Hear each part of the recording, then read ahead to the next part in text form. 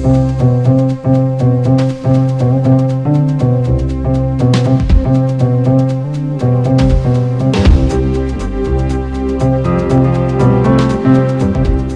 simple things in life we often do without question.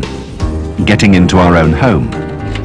The simple lock put on a front door only requires a key for anyone to gain entry. However, with the introduction of high security doors, what at first might seem a simple operation can become very complicated. Firefighters have always developed the necessary techniques for forcing an entry in order to save lives. Traditionally, once inside a domestic building, firefighters have been able to force their way through locked doors with the minimum of special tools or equipment. Methods of achieving this are outlined in the Manual of Firemanship, and most firefighters agree that a well-aimed boot works wonders. However, against the high security doors now being installed in some domestic premises, such methods are useless. Efficient, speedy access to a building could be a matter of life or death. As the security of buildings has increased, so has the problem of forced entry. There are two main considerations: speed and safety for both firefighters and victims. In order to assess the options currently available to brigades, the Fire Experimental Unit at Moreton-in-Marsh was asked to undertake a survey of tools and methods for forcing entry through security doors. The emphasis of the project was on the problems which may be encountered by firefighters in a block of flats. Research revealed that in some residential buildings, security doors were made from wood, and some from sheet steel.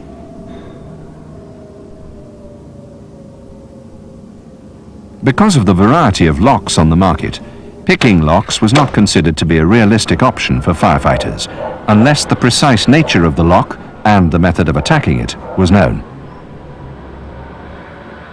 The trials were divided into two distinct types: penetration and wrecking. In the penetration trials, the aim was to make a small hand-sized hole. In wrecking trials, the aim was to get a firefighter through the doorway in the shortest possible time. A selection of security doors was studied in order to choose 3 that would represent typical situations that could be encountered in residential firefighting. Door A was a standard timber security door with 44 millimeters of plywood in 29 layers.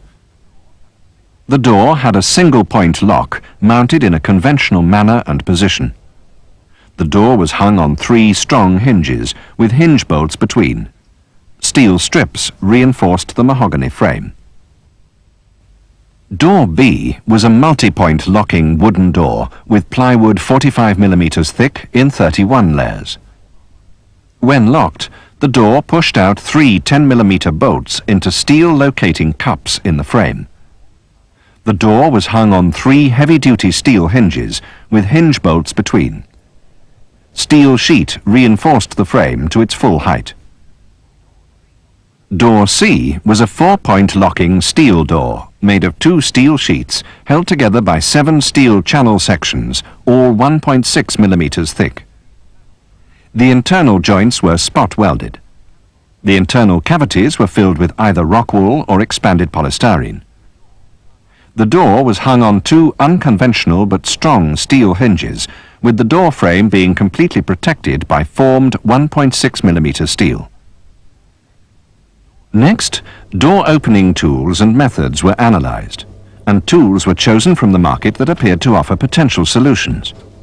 It was hoped that a single tool might be found that could be used to breach all of the doors quickly. In all of the trials, tools were chosen that could be driven from a power source normally available to firefighters at an incident, namely 110-volt alternating current, petrol or 2-stroke, compressed air, hydraulic power, and muscle power.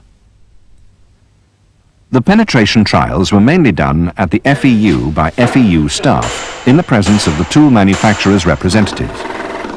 The objective was to cut a hole of at least 5 inches diameter, depending upon the type of tool used.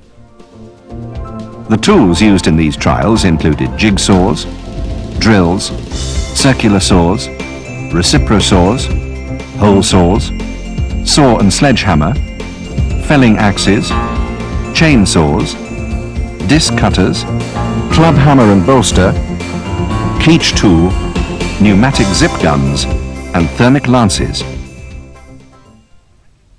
The wrecking trials were conducted at a special test facility made available to the FEU by the Metropolitan Police, where a purpose-built rig housed 3 doors. A building contractor familiar with the installation of security doors was employed to carry out the installation, and also to remove the wreckage throughout the trials. The rig was designed in as realistic a way as possible to emulate incident conditions, and was strong enough to withstand all attacks. All the attacks would necessarily be aggressive. In the trials, the 2-man teams were firefighters, except on 2 occasions when the representatives of the company lending a demonstration tool carried out the attack. Times were noted from the start of each attack until one of the 2-man team gained entry.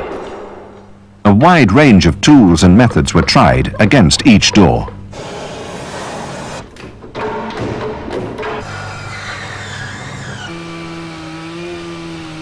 These included a determined physical attack using muscle-powered tools only.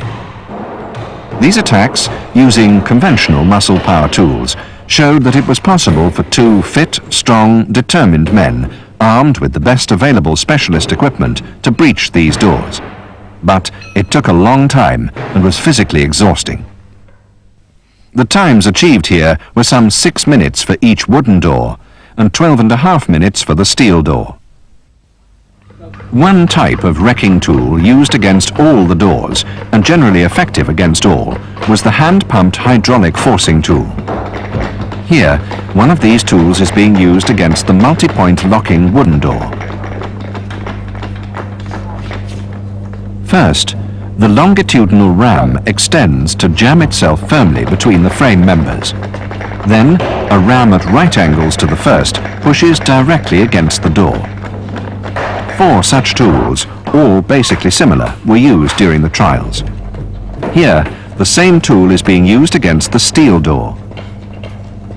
It can be seen from these 2 examples that the wooden and steel doors behave in quite different ways. The wooden doors were rigid, and therefore little forward travel was needed. The bolts failed suddenly. The steel doors, being less rigid, bent, but were held in position by the top and bottom bolts until the center of the door deformed by some 10 inches. Other tools used were cutting tools and other brute force tools, a 2-man battering ram, and a motor-powered hydraulic cutter-spreader combination tool. The 2-man ram proved to be useless against the resilient multi-point locking wooden door, but was surprisingly successful against the multi-point locking steel door, although exhausting work.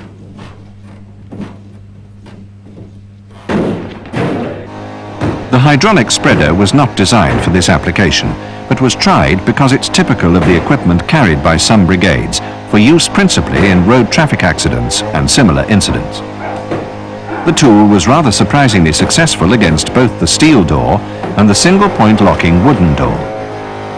However, it did appear that there is an increased risk of splitting a wooden frame locally and failing to gain entry with this tool.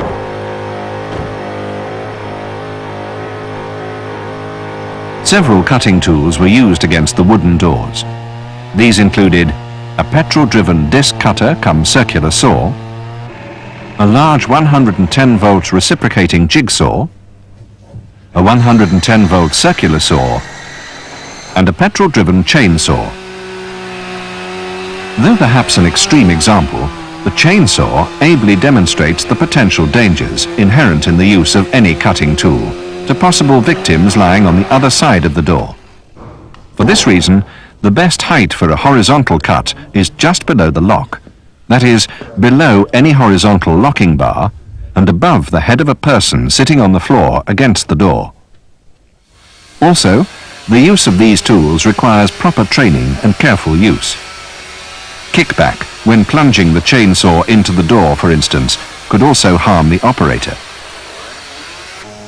The only cutting tools that proved really effective against the steel door were disc cutters, one of which, with a simple change of blade, could also be used for wood.